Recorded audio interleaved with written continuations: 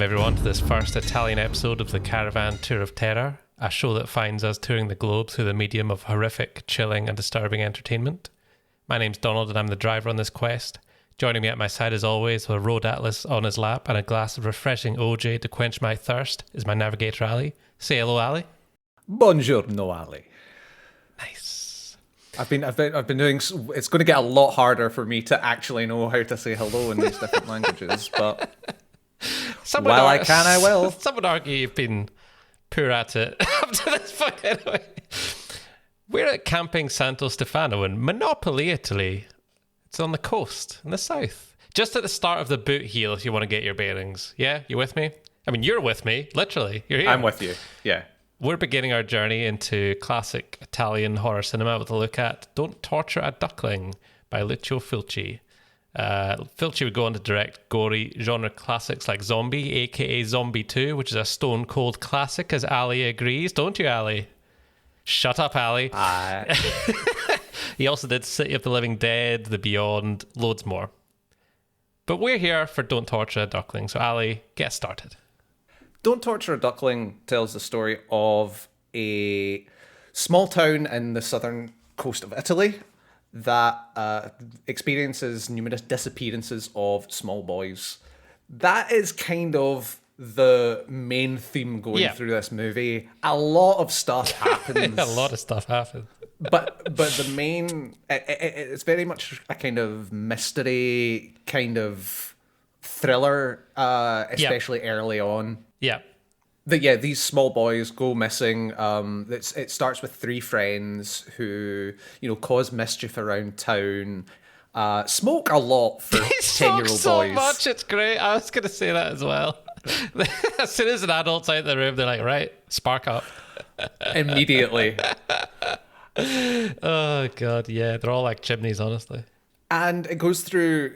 the different characters within this town. There's the dim-witted pervert that spies on men with prostitutes. There's the... Giuseppe, I think he's called. Yes, he's called Giuseppe. Of course he's called Giuseppe. Let's call him Giuseppe from now on, please. What, resident dim-witted pervert isn't enough for you? Oh, dear. Yes. There is Patrizia, who is a kind of socialite whose father's very rich, who built the most hideous house in the world in this town, but never goes there, and she's kind of been sent there because of her behavior as a socialite. Yeah. You've got what's the word I'm looking for? The kind of mysticism. Yep. Folk.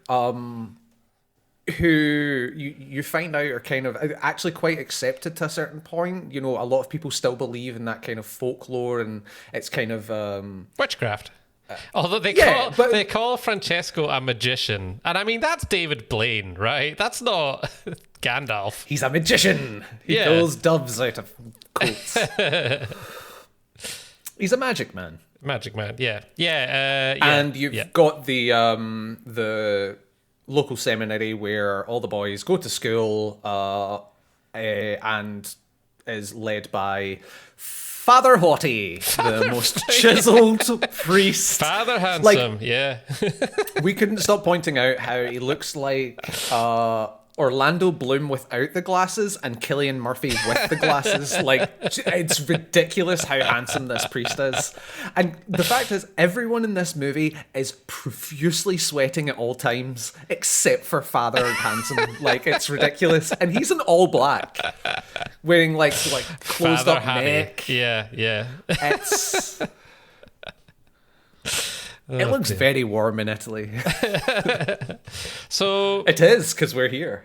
I feel like the spoilers are going to kick in compared to last episode. Oh yeah, where we were like, it doesn't really matter. It really matters for this film. We could talk about some stuff before we need to spoil it.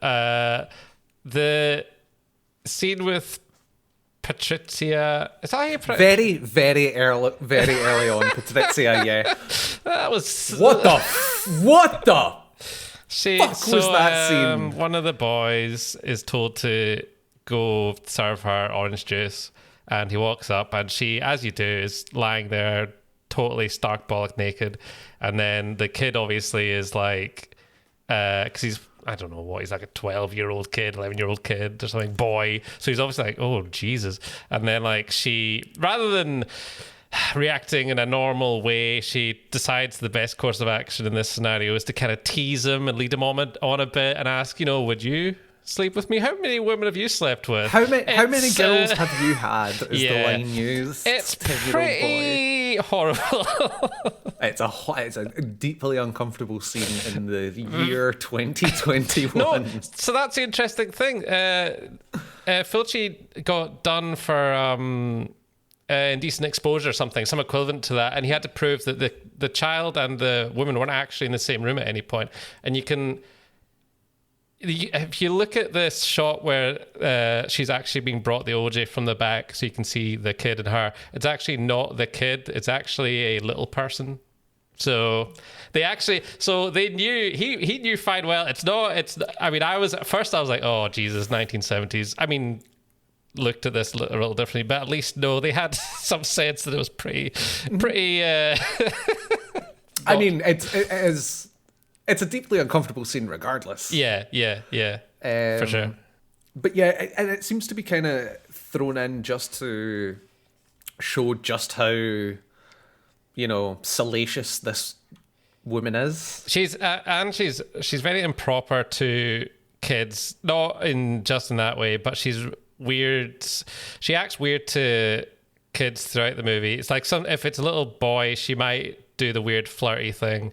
Like later on, she asks the boy if he could fix her car, and it's like, oh, I could give you a kiss instead of money. Do you want cash or a kiss or something like that? And like she does what's on the face of it, a nice thing for a little girl by buying her a toy, which is actually the Duckling of the title. But when she takes the girl to buy it, she like grabs her really roughly. Yeah, it's really weird. She's they're definitely playing on some kind of weird, I don't know, disregard for the well-being, and that actually comes back later on near the end. She's really there's something going on with her. She's not quite right. She ain't all there. I've just said she's. One thing I find really it's very difficult to get past in these movies for me, these giallo movies, is the dubbing and the fact that no actor speaks the same language most of the time. You can clearly see like one boy speaking in English and the other replies in Italian, and it's all dubbed over with other people's voices. It puts a real surreal feeling over a lot of the movie, and especially can undercut some of those more serious scenes. There's one scene where one of the witch practitioners is, taken to the police station, and she basically has a hysterical fit and seizes. And the performance of the actress looked excellent, but the dubbing over of it was like the person was holding something back because they were in a sound booth. Oh, really? Oh, when she says, "I'll break you," I quite like that. I don't know, but it was more when it gets to the screaming, like when she's basically just breaking down, and like losing it. It made it seem more comedic than it did.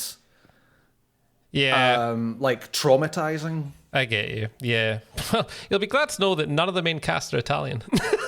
Yeah, no, I know. I am. Yeah,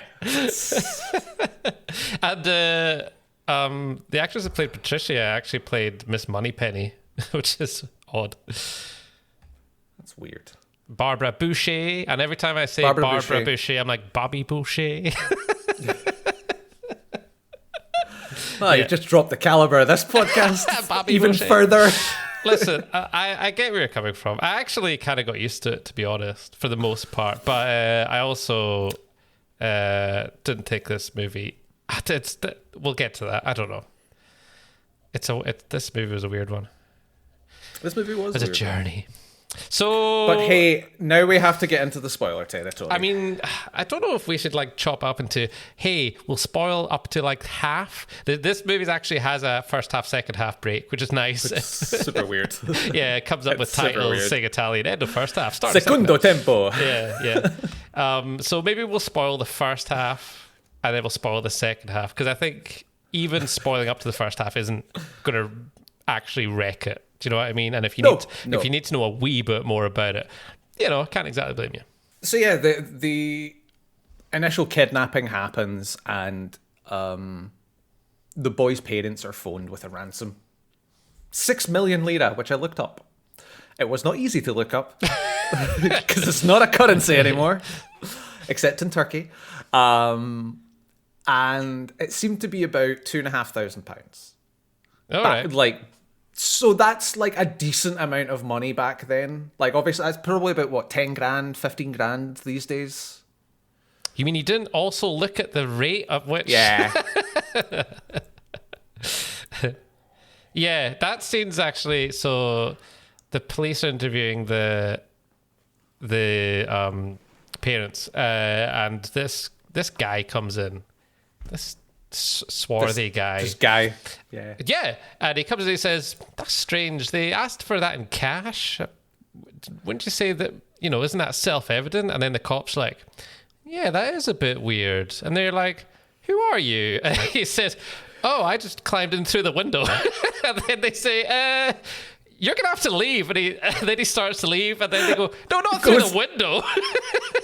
And he's like, "Oh, sorry." Hey, see you later. It's so weird. Although during that scene, I was saying, going, what else are they going to pay him with? Yeah, I actually, I actually didn't get exactly why it was weird, but I was like, oh, whatever. I actually thought it might be because it was, I don't know. Actually, no, I don't know. I don't know why that was weird, but it doesn't matter at the end of the day. No, it was just a bit odd. That was Andrea, who's kind of like, I mean, there's not, this movie's, it's almost an ensemble. There's not really, it kind of flits between. There's no main character in this. Not really. I nearly almost said he was, but he's not actually. He's not in a lot of the first half. Yeah, huge amounts of it. Yeah, exactly. And he's an investigative journalist, I believe. Yeah, sort of. Writes for no paper. Yeah, there's no evidence he does any of that. He's just kind of like, and it's more focused on the police investigation, especially for the first half of the movie. So you've got like this bunch of police, central police characters. They're all kind of working together. For the most part, they're all on the same page as well, which is kind of weird because usually in a modern movie you'd have the one cop that wants to get to the bottom of the truth. But I mean, so they arrest Giuseppe, the dimwit. Yep. Because he goes to pick up the ransom money, and then they're questioning him, and he like starts screaming, saying, "Oh, I didn't do it." He leads them to the body of the dead child, and then the priest arrives with all his classmates just to come and have a look at the freshly dug up corpse.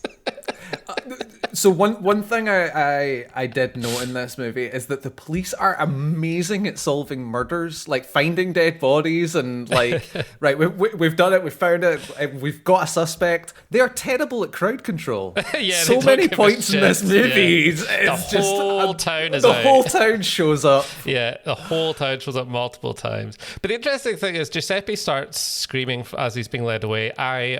He says that he found the boy dead and he did the ransom, sure, but he didn't actually kill the boy.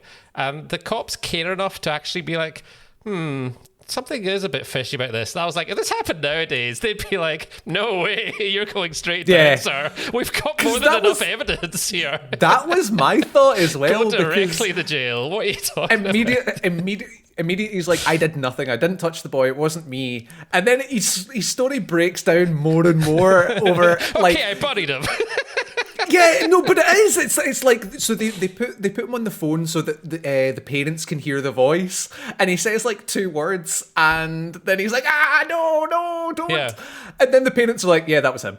Yeah, but it was him. He doesn't say no, that I know, it wasn't him. But how much over the time that this story breaks down, like the fact, as you're saying, the fact that they give him any benefit is ridiculous. I know, but they do, and I was like, that's I didn't find it. Now, maybe it is ridiculous to some people. Maybe they would watch and be like, "Come on!" But I actually was like, "This is quite. It's quite nice that all the cops are actually. They seem to actually care about actually solving this crime rather than getting this crime solved in the book of crimes." You say that, but the first thing that the captain says when we see him when he's searching for the wee boy is he's pouring with sweat, walking through a field, and he goes, some little shit runs off, and who gets blamed for it? Us. I was like, it's not. No one's blaming you. Also, every single policeman in this town gets his own dog. Yeah, there's so many canines. I was thinking that as well. It's amazing. Every policeman gets How many his own German dog. shepherds were cast for this film? It must have been a pain in the arse to get this many. It's a lot of dogs. A lot of what the movie seems to do to you is it'll present you with a murder, a suspect, and so many reasons why this suspect has done the murder, and then whips it away from you. No, they didn't do the murder. And it basically continues like that, but it doesn't. For me, it doesn't really find its feet until the second half. The first half is just kind of a mad jumble of characters and conversations and like cutting between 20 different scenes. But then in the second half, you start to slow down and you start to actually, because you've got the police, so you've got the captain and his kind of, second in command that he's not too fond of, and the investigative journalist. Like, you kind of follow these characters trying to figure out what's actually going on. What the movie really does is present what this kind of panic does in a small town. Yeah. And how easily people latch onto outsiders as the easy solution to all the bad that's going on in their lives. Well, and that in the villagers, the townsfolk's defense, outsiders that are acting incredibly fucking suspiciously. Can we say? I mean, very suspiciously. So yeah, and that's kind of where the. I'm also trying to think how to talk, because it's kind of leading. Do we just need to say full spoilers from now? Because it's really hard, because you can't even talk about. Right, this is just an honest bit to the listener. Okay, you can't even talk about what happens at the start of the movie, honestly, because a lot of stuff happens in the movie, which changes a lot about the conversation. So I guess we're saying full spoilers from right now. So that didn't last long, did it? Quickly, would you watch? I really liked it, and I'll get to why after the jump. Rough first half for me, much better second half. Definitely worth a watch. Okay, spoiler time. So I was really worried. Right, see when the aliens come in. No, right. You shut up. There's no aliens. That was a trick. Get out of here if you didn't think that was a trick. I was really worried that the obviously set up, it's a witch doing it to get revenge thing. I was like, fuck, that better not be what this movie's about, because it's really... I didn't know. I didn't know if this was going to be a twisty thing, or it's the movie starts and you get Magiara, the witch, and she's digging up the corpse of a child. She's putting pins in. They're not voodoo dolls. It's not voodoo. Effigies of 3 children, 3 little effigies. Anyway, and I was like, I mean, they're voodoo dolls. Well, yeah, they are voodoo dolls. But, they're Italian voodoo dolls, but whatever. Yeah, sure. but she's not seen like committing any murders. I was like, oh no, I hope it's. This might be a bit dull if that's who did this. Do you know what I mean? So I was very glad. So when the halfway point comes, she does the classic thing you should do, which is go to a funeral, then leave screaming when someone suggests that they know who's murdered these children. Basically, she goes, she doesn't scream, but she runs away. So obviously the cops see that, take her to interrogation. That's when she has the fit and everything. But she says that she killed them, and she's like, yeah, I killed them. But not really. She didn't. So it's a super, like, No one would actually talk this way.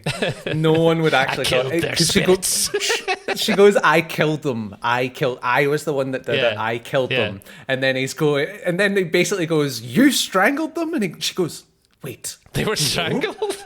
I didn't strangle them. And they're like, well, how did you kill them? And she's like, oh, I made a voodoo doll of them and someone else kills. She actually says, and someone else kills them. And I'm like,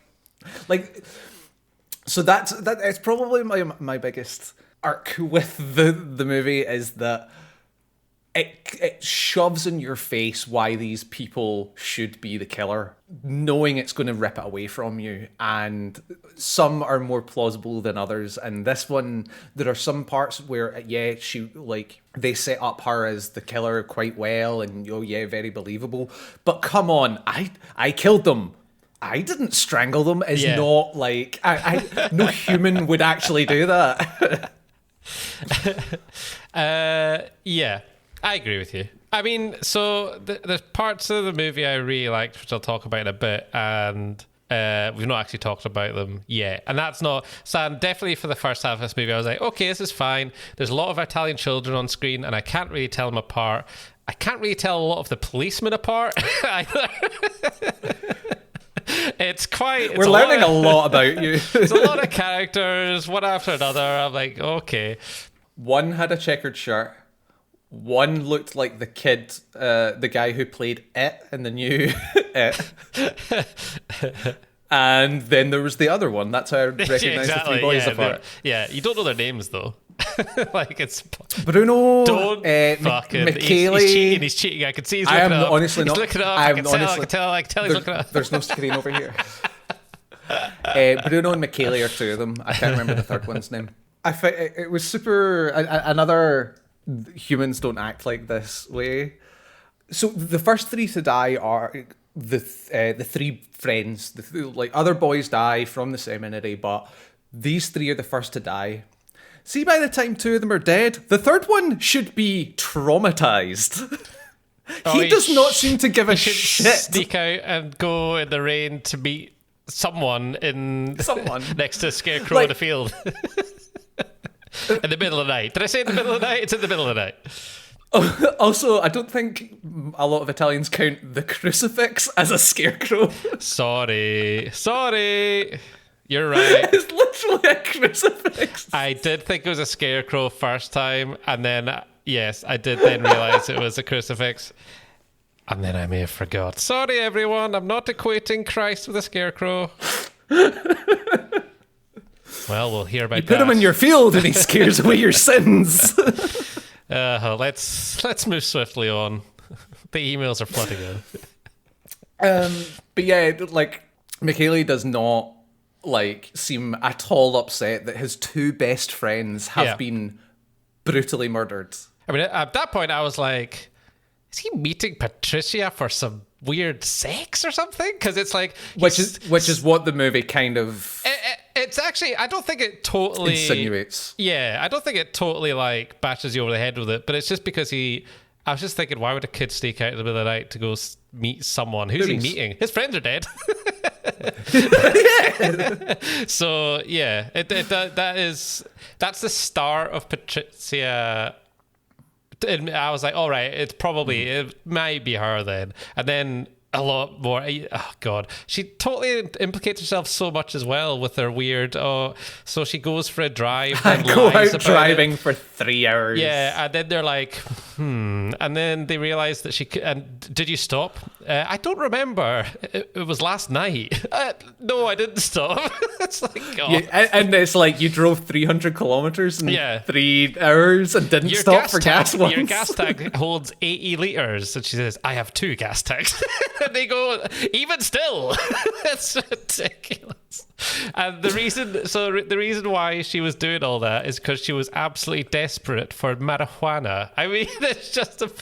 She had to... yeah. I mean, granted, it's the 70s, but yeah, when you hear about her being in with drugs, I assumed, opium or cocaine or something. Yeah, I knew a man. I went to get some hashish, and the guy goes hashish, and she goes marijuana. It's just Like, I honestly thought she was going to be like cocained out or not, but no, she goes really smoke once in a while. My favorite quote of the movie is Francesco the magician. When the police go and visit him, just ask him like what's going on, like what's his involvement in all this, where's Maggiara?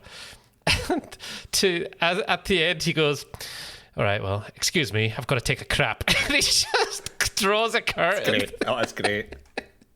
And there's another weird bit when Andrea and his pal are like in a field that's pissing with rain, and the guy's saying, "Oh, it's really wet. Can we just let's get out of here?" And Andrea says, "Okay, go." And as Andrea's saying, "Okay," he's like, "Okay, so long." Like, it's so weird. They like talk over each other, and this guy's rushed to be like, "See ya." yeah. It's so weird. And I think that's just one of the things that comes with not knowing what the other actor is saying. Yeah, well, yeah. It's definite dubbing things, but it's unintentionally pretty bloody funny. Let's talk about something I like, but it's a bit grim. So the town learns that Maggiara said she killed the boys, even though in the they know that she was interviewed by the police and stuff, so they're all very suspicious. You've got the captain of the police force, and then you've got some sort of like, I don't know, special investigator that's here. So the special investigator seems very, I'm going to do things by the book. And the captain kind of realizes what might happen if this so they determine she is harmless. She is a bit mental, she's into witchcraft, but she is not actually going out and attacking people. She didn't actually strangle the kids. The assistant captain's like, we should let her go then. And then the captain's like, well, maybe we should hold her here, and we just want to make sure until. And then he's like, no, but she's not done anything, so let's let. And then the special investigator's like, right, let her go. And that leads into basically she's let out into the town the next morning. All the Italian grannies spit when they see her. Yeah. You're in trouble. And as she's walking away out the town through the graveyard, she is Donald. On you go. So a gang of the kids' fathers and Giuseppe run into they ambush her basically, and they're all wielding chains and clubs, and then they turn the car radio up, and it's a really good song actually. It's like this rockish song that comes on. It's really weird because up until now it's been a lot of dramatic strings and stuff, and then they proceed to basically smash the crap out of her with chains is all I can say. Like, it's horrible. It's horrible. So there's two things to this, right? So part of this is great, and part of it's not great for me, and the part that's not great is they're smashing her with chains, and the wounds look really weird to me. It is gross, but they're like bubbly and like a burn or something. It doesn't. I was like, a chain. It's just not what I expected to see from like blunt force trauma of a chain. It's like a weird burn, a weird long burn with like blood coming out the middle. And I was just like, that's just a weird. It's a weird choice. The makeup effects look like something that would belong more in Zombie than in this. And I don't know if that is literally what happened, that you've got a makeup designer that's used to one thing and not. No, actually, I think this is the first time he used gore of this kind, and then he went full out there. So I don't know. I'm not sure what the reasoning was for it. I don't know if maybe it's just because we've seen. I mean, we're more used to it, so maybe back then they were more imagining what might have happened or something like that. So anyway, she gets beat up horribly, and then they basically leave her, and she crawls up to the road. Highway that is featured quite a lot in this movie, and it is the most dangerous looking highway I've ever seen in my life. It's like 300 feet in the air, and there's just a barrier, a tiny barrier on the side. It's great.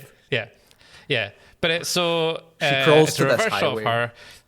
Yeah, and there's a reverse shot of the bridge behind her, and she's like bloodied up and stuff, and she's just kind of like looking up at the cars as they pass, and this car passes with this family, and the dad sees her and then is like, whoop, and then just totally ignores her, and then she dies horribly.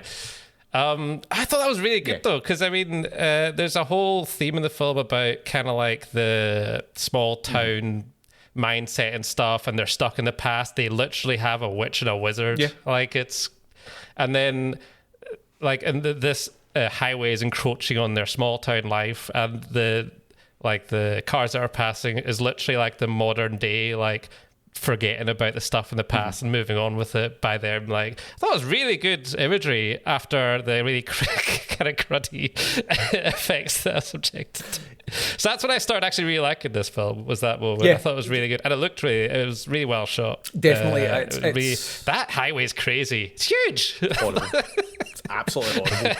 It is one of the more striking images of the movie, and especially after coming... I understand what you mean by the makeup effects and stuff, but I still find that the graveyard scene pretty effective.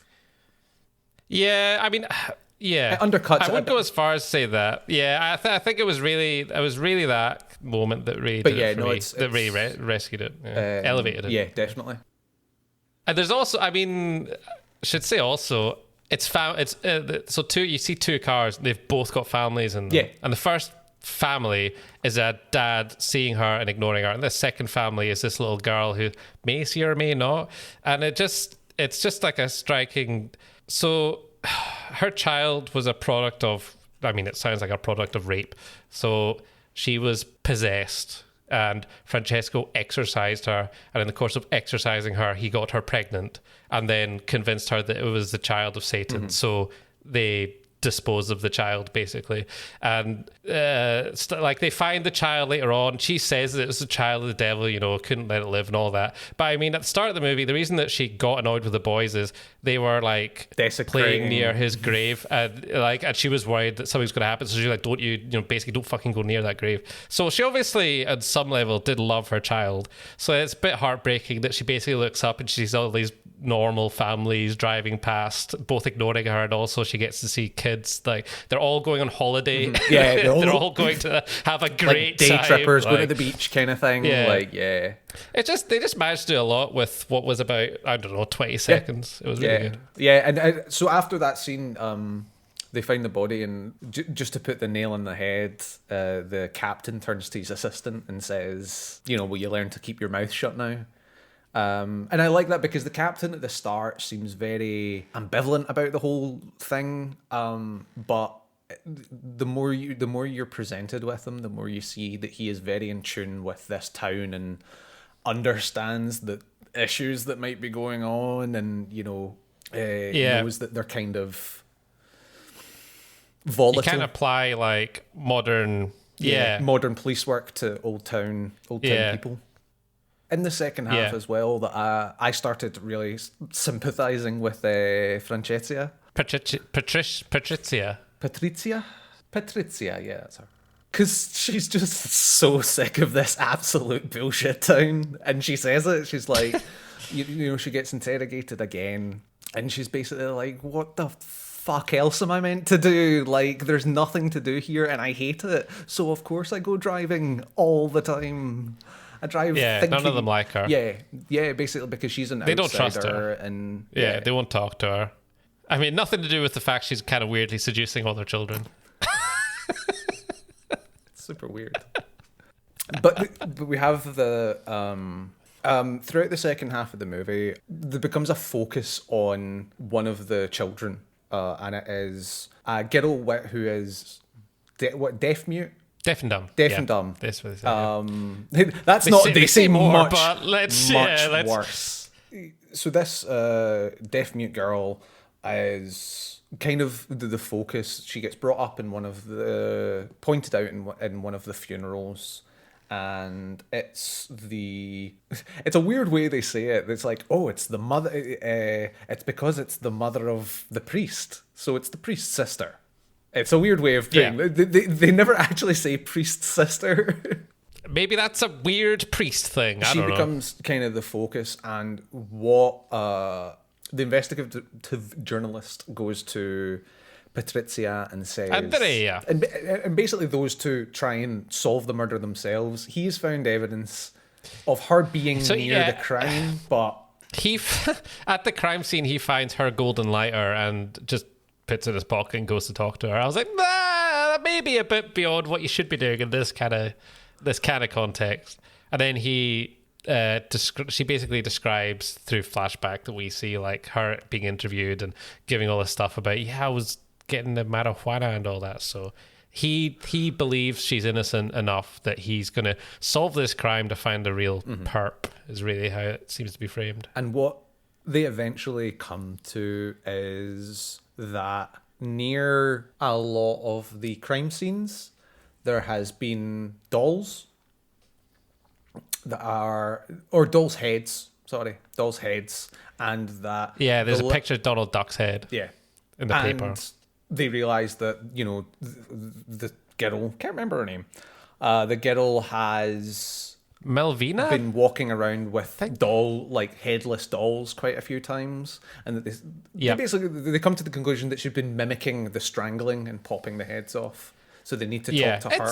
It's a reach. It's a reach, but it's a working theory. It is Malvina. It's a working theory. So at this point, I was like, I'm pretty sure I know who the killer is. But they go and they say directly to who I thought the killer was. Here's all of our thoughts, spill them out onto the page. And yeah, they try and get the girl to, you know, help them, reveal to them who it might be. Basically the priest is like, she's not where she should be as a 6-year-old. She's more like a 3-year-old, but she'll be able to give you some information. You just have to approach it properly. If you frame it in the right way, she can help you with this. She's just slightly behind where she should be, is basically how he says it. Slightly. Well, he says it a bit more directly. But that's the crux of what he is saying. And they go, oh, cool. Well, let us know if you get anywhere with that. And they leave because they don't really know how to get it out of the 6-year-old girl. And then they're like, hold on a minute. I think it might be her mother. So they come to the conclusion that it's the mother is jealous of the boys in the seminary getting all the attention from her son, the priest. Apparently through her jealousy, she drove her husband to commit suicide, is what they say. Which they drop in out of nowhere. I was wondering that. I still am... Because you get so many characters at the start, I wouldn't be surprised if we've both missed a little hint of that at the beginning. But yeah, basically, it's like, shit, it's her, is how they basically approach it. So they go to try and find her. They chase it. It turns out she's scurried up into the hills. With Malvina. And they... what's his name? Andrea Martelli. Andrea and Patrizia follow him. It is quite a weird chase because it's basically them stopping and asking random folk, hey, have you seen a woman? Do you know this person? Oh yeah, they just went up that way. It's just, thanks so much. Like, it's not like a dramatic chase scene. It's just like asking for directions. Well, see, so that's the interesting thing because Patrizia makes a really rubbish joke about it as they're trying to find Malvina. I actually, off the top of my head, I can't remember what the joke is, but it's a really crass joke. And he's like, And I was like, she doesn't give a shit about children. I don't know.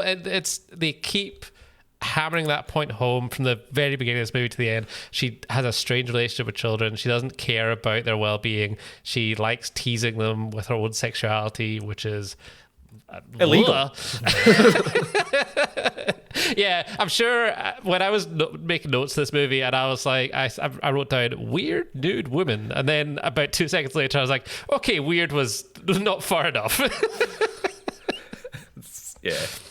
So and then you find out that the mum wasn't running away with Malvina to throw her off a hill like what seemed to be happening.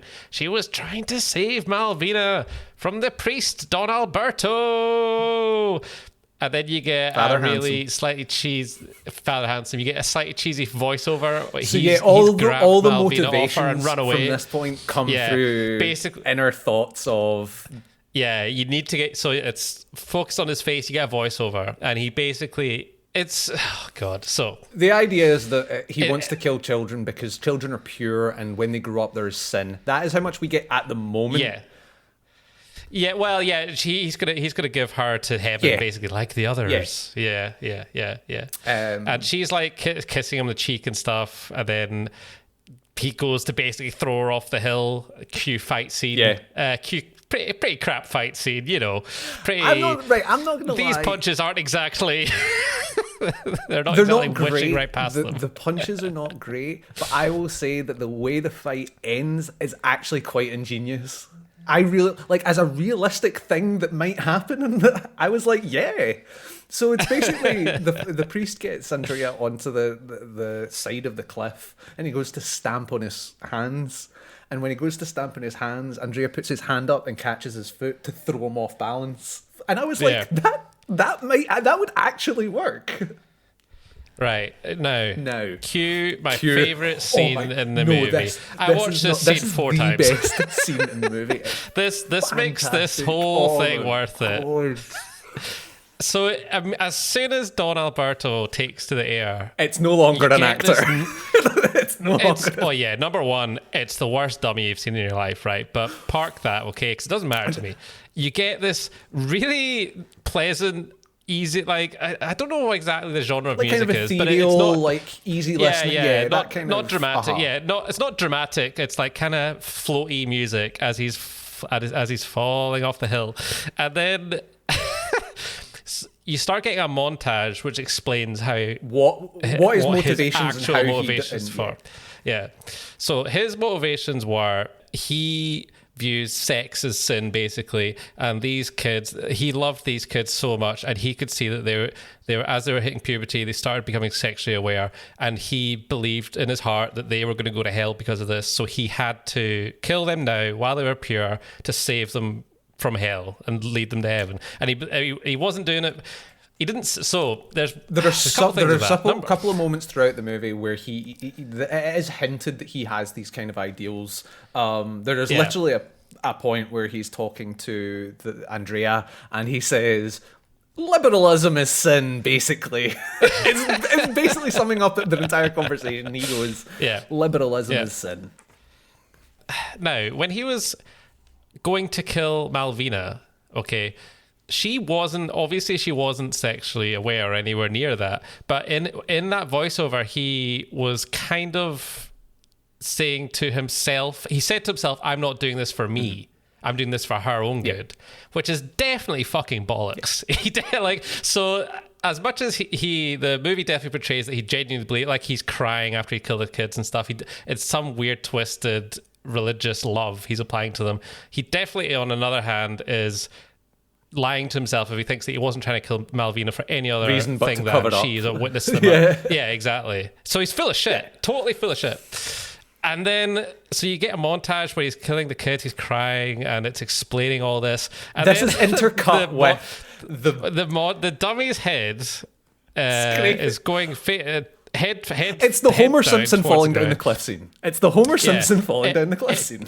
It's hitting rocks, and it's gruesomely tearing pieces of his face off. And at one point, there's sparks. There's definitely sparks, because there's this ethereal music. It's like triumphant music in a way. It's so glorious. I honestly went back and it's the last bit of the movie. After this movie's over, I just went back and watched it again, then again. The moment he hits the ground, it's credits. It's so good. Oh man, it's amazing.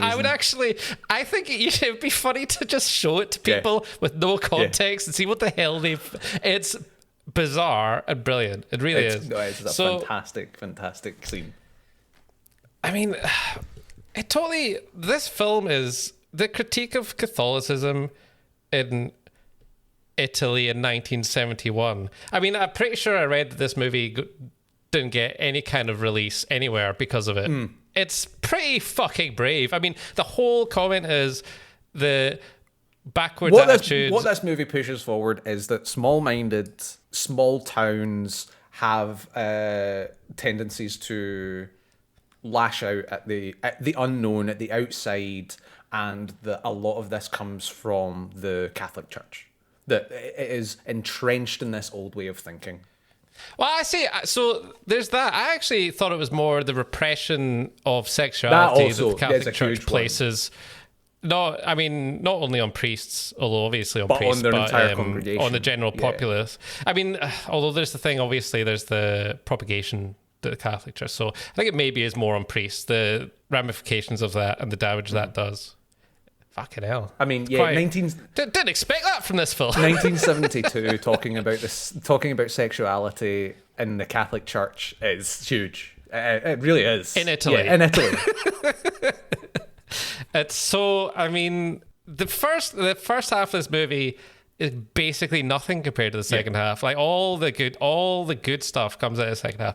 All the talking points, I mean, it is shot well, to be fair. Like it does look nice throughout. But I mean, Jesus, it really is a game of two halves, Alistair. It is, and to be honest, there are points I looked at this movie and I was like, this is just going on a bit too long. Like some shots just like just keep going, and it's like, okay, can we we get it just drags rather than having a point. There's a lot of sweeping landscape shots.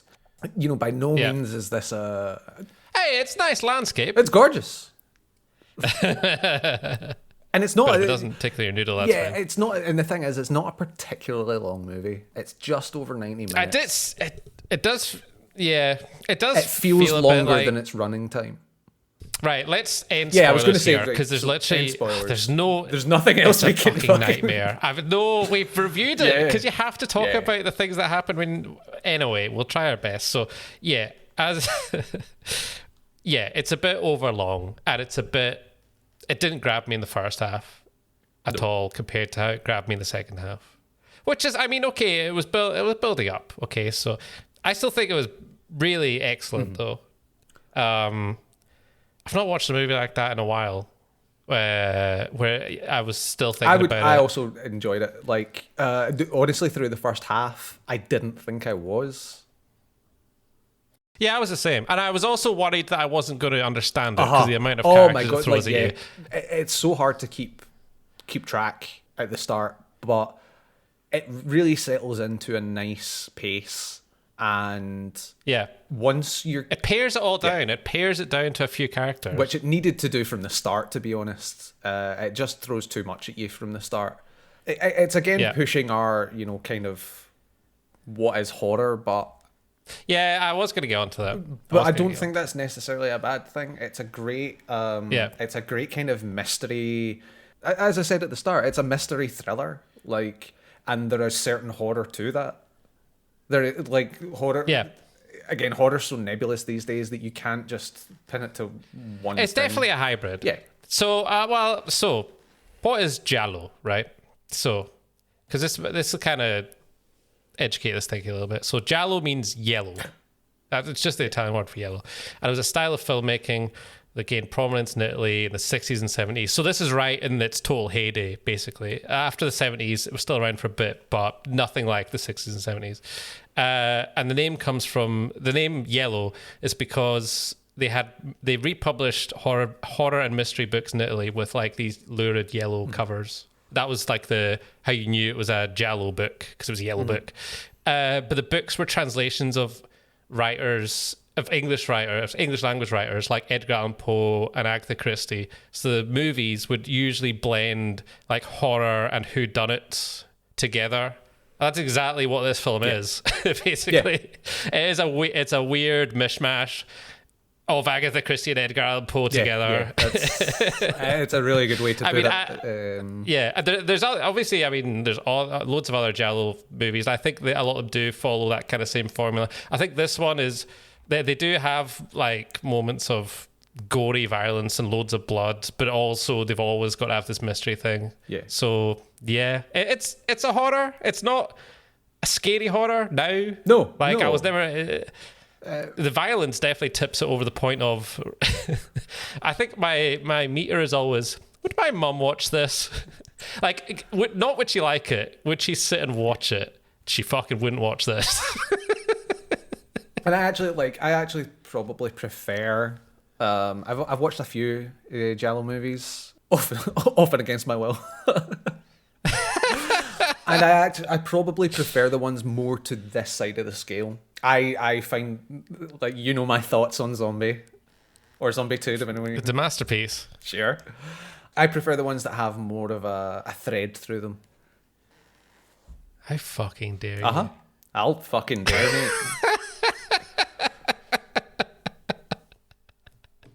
But no, I do get what you mean. I'm, of course, not even taking it personally that you don't like Zombie 2 or Zombie as much as me.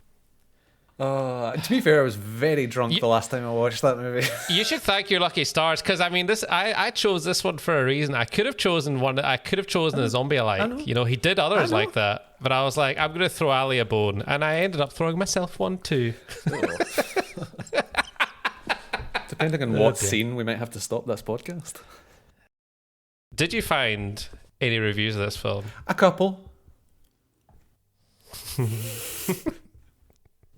Oh God. Well, Christian Nichols really summarizes his thoughts. 1 star, creepy paedophile stuff. Now, I don't. you might have turned it off in the first 10 minutes. Yeah, and it really is. Ugh.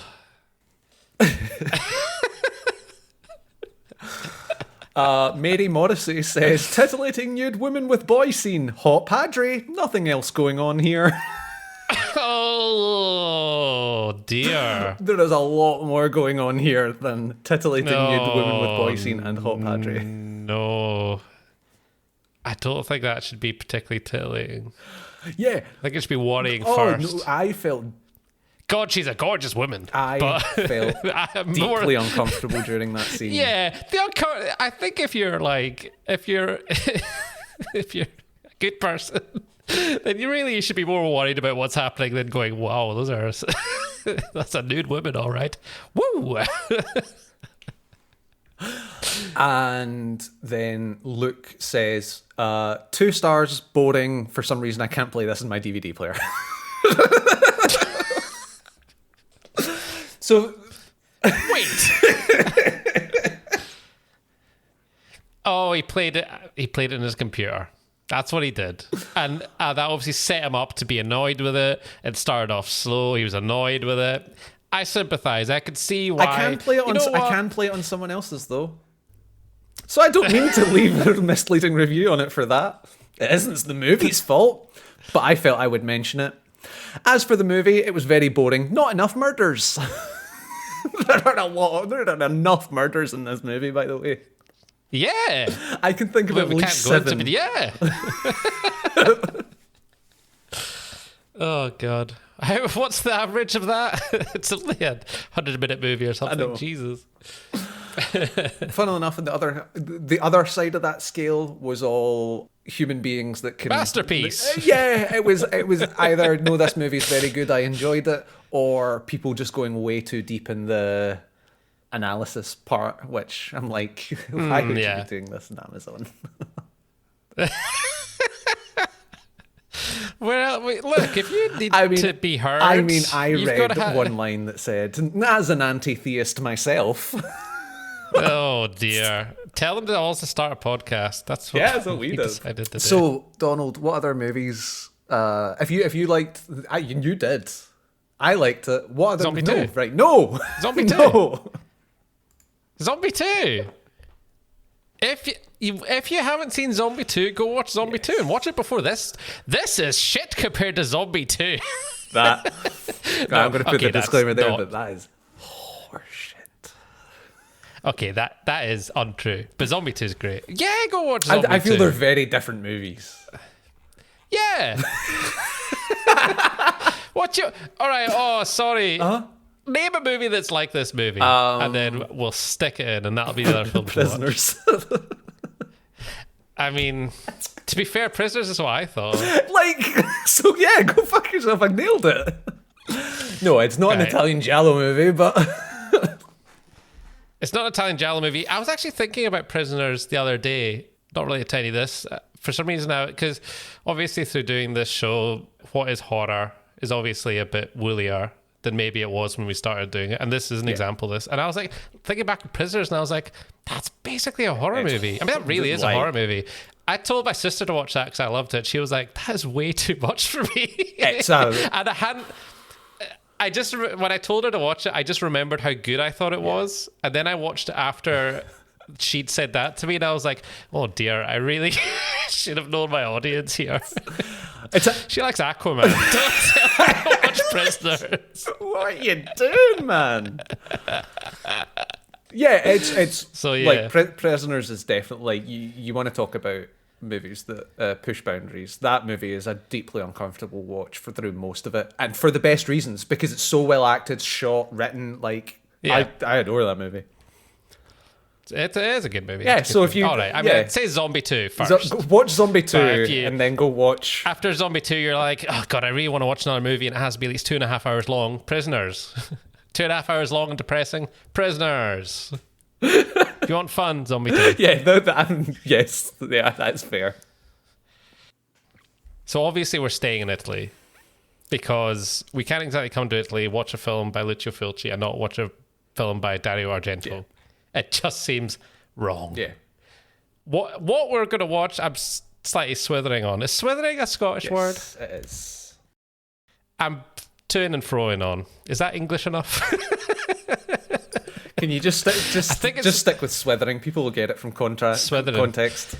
Context. I think it's going to be tenebre. Tenebre? I think that's how you say it. But I've never seen the original Suspiria. I thought you were going to... I've also not seen the original Suspiria, and I know, but I thoroughly enjoyed the new Suspiria. I know, I did too. And I think that's more of an issue than it is an advantage in going back to watch the original one. I think we should do not Suspiria, and if we want to, we can come back and do... Hey, if we want to do a Suspiria, like, old and new comparison episode, something along those lines. Yeah. If we want to do something with Suspiria... Because that is a movie that interests us both. It is. It's a... So I would be quite happy to do a special episode on that.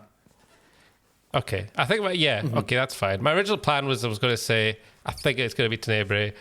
I might just watch Suspiria. But I would rather... But if you want to watch it too, that's cool. We'll do something We'll definitely do something with that. Right, fine. Tenebrae is... Tenebrae. Tenebrae, I think that's how you say it. And I think it's another giallo movie, and I think it's... more like this movie in terms of it's not a crazy fucking gore fest, though it is gory. But I think there's story, there's plot, because you didn't think Zombie 2 had enough of a fucking plot. So it has a Scottish actor in it. Zombie 2. Big Ian. Come on. Where's your national pride? He's the coolest fucking Scottish actor ever, appearing in all these fucking weird, gory as hell giallo movies. So when are we watching Cannibal Holocaust? Oh, I've never seen it. I know, neither have I. And do you know the main thing that puts me off it is the animal abuse in it. That's the same with me actually. It's just, I actually, if you've not seen Apocalypse Now, there's footage of a cow getting killed in that. It's just a bit too much. It's just a bit distasteful. Like I'm not, I eat meat and stuff, but I mean, it's just keep dying for the sake of a film. It's a film at the end of the day. It just doesn't. So that's what always put me off watching Cannibal Holocaust, not the gore. We watched Eli Roth's basic remake of it in The Green Inferno. Do you remember that movie? And the girl has diarrhea. Cage. Fucking movie shit. Jesus, man. That's the last time Eli Roth will be mentioned on this podcast. Well, that's me sad now. You look depressed. Yeah. You're sorry, if I mentioned Eli, it's made you really sad. You reminded me that I watched that movie. Yeah. Well, look outside this campsite. There's the beautiful blue Italian Ocean just waiting for us. There's an Italian Ocean. There's a nude woman wanting oranges. Just down at the beach. We'd better go and get there first. Yeah, before she gets arrested for something horrible. Right, yeah, we better move on. This went away from me. Yeah, there's a bunch of 12-year-old boys flocking to her with orange juice. We're just going to get the hell out of here right now. Quick, start the card, Arnold. We're gone. We'll see you all next week. Bye now. Bye.